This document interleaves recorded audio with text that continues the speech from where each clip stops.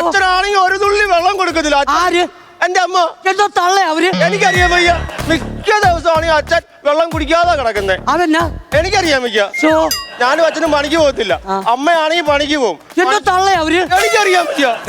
പണിക്ക് പോയിട്ട് വന്നിട്ട് മിക്ക ദിവസം അമ്മ ചിക്കനും കപ്പയും മേടിക്കും.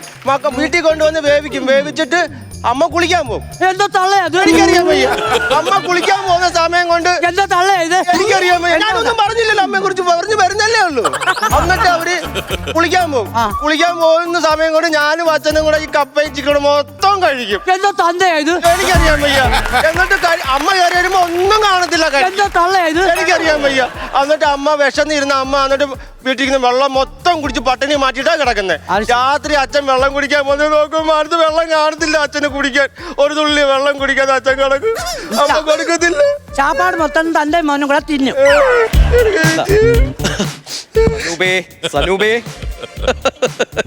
സനൂപേ, സന്തോഷിന്റെ വീടിന്റെ വളവിലുള്ള തെങ്ങില്ലേ, ആ തെങ്ങിലൊരു ഫ്ലെക്സ് വെക്കണം.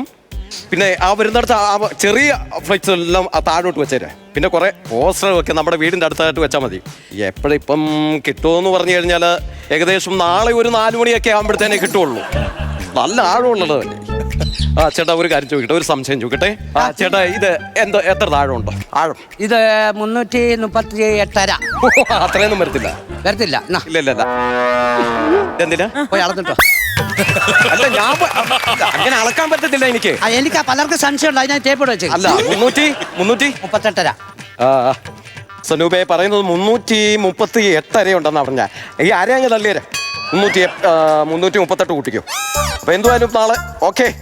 നാളെ ഹർത്താലായതുകൊണ്ട് ഇപ്പോഴേ ഫ്ലക്സ് ഒക്കെ അടിച്ചു വെച്ചേക്കണം. നാളെ പിന്നെ കിട്ടത്തില്ല. ആരും മരിച്ചിട്ടില്ല. പിന്നെ ബോഡി കിട്ടിയെന്നൊക്കെ പറഞ്ഞു. അതിന്റെ ഞാനിപ്പം ചാടാൻ പോവല്ലേ. ഫ്ലെക്സ് വെക്കുന്നു പറഞ്ഞേ. എന്റെ ഫ്ലെക്സ് തന്നെ ഞാൻ എന്റെ കൂട്ടുകാരനോട് പറഞ്ഞു ഇപ്പോഴേ. അത് നാളെ ഹർത്താലാവുമല്ലോ, അങ്ങ് അടിക്കാൻ പറ്റത്തില്ല. അപ്പൊ ഇപ്പോഴേ അടിച്ചു വെക്കാം. അപ്പൊ ഇത്ര ടിപ് ടോപ്പ് വന്നപ്പോ ഞാൻ ഓർത്തേ ആരും ചാടിയെന്ന്. എന്ത് ജോലി എന്തുവാ? സ്റ്റീലിന്റെ ആ അലമാരയുടെ ഒക്കെ പരിപാടിയാ? അലമാരിയുടെ അല്ല, ഇംഗ്ലീഷ് അറിയത്തില്ലല്ലേ. സ്റ്റീൽ എന്ന് വെച്ചാൽ മോഷണം. കള്ളൻ. ഒരു കാര്യം ചെയ്യാം, രണ്ടുപേരും കൂടെ താഴെ ഒരു 2 മണിക്കൂർ എടുക്കും. അങ്ങ് താഴെ ചെല്ലാൻ 2 വട വല്ല എടുക്കട്ടെ. പാഴ്സൽ വെള്ളം പോകുന്ന വഴി കഴിക്കാം. 2 മണിക്കൂർ എടുക്കും. ശരി, ഞാൻ ചേട്ടാ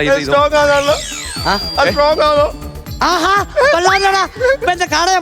കുഴിക്കാത്ത പോയനെ നീ എന്തോ ചെയ്യുമെന്ന് പറയാൻ വന്നാ മര്യാദക്ക് ചത്തിട്ട് പോക്കണം. ചാകാൻ വന്നാന്ന് ഓർക്കല്ല, കൊന്നുകളയും ഞാൻ.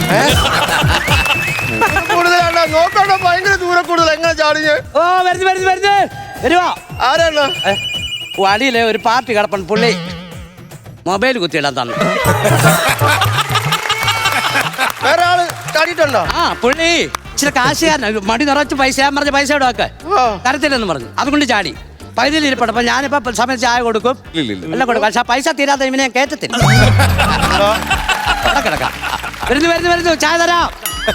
ചേട്ടാ ഒരു വട ഇങ്ങനെ. വടയോ? ഞാൻ വിളിക്കാം. ഞാൻ അങ്ങോട്ട് വിളിക്കാം. ഓക്കെ.